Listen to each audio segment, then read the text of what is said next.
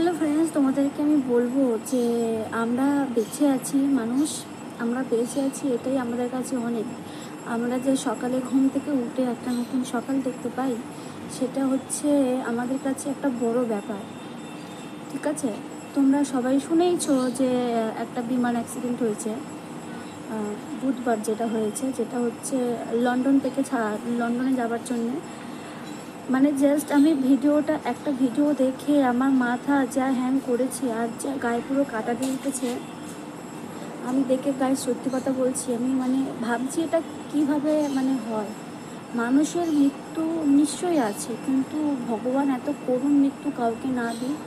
তো কিছু কিছু মানুষ হয়তো এই ভিডিওটা দেখে আমাকে খারাপ খারাপ কমেন্ট করতে পারো, কিন্তু কি বলো তো, আমি তোমাদেরকে একটা কথা বলবো, যতদিন বেঁচে আছো না, একটু মানুষের সাথে ভালো ব্যবহার করো, ভালোভাবে বাঁচো। কারণ আমি হয়তো আজকে বেঁচে আছি, কালকে বেঁচে নাও থাকতে পারি। যারা প্লেনে উঠেছিল তারা কি জানতো যে তাদের মৃত্যু আছে?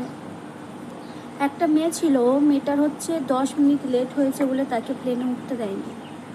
যে প্লেনটা অ্যাক্সিডেন্ট হয়েছে, 10 মিনিট লেট হয়েছে বলে তাকে প্লেনে উঠতে দেয়নি।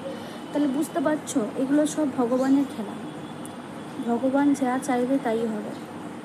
তো যতদিন বেঁচে আছো একটু ভালোভাবে বাঁচো, মানুষের সাথে ভালো ব্যবহার করো। আর হয়তো এই ভিডিওটা দেখে তোমরা আমাকে উল্টোপাল্টা কমেন্ট করতে পারো। আমি জাস্ট ভিডিওটা দেখে আমি থতমত হয়ে গেছি যে মানুষের মৃত্যু কীভাবে হয়ে যাচ্ছে।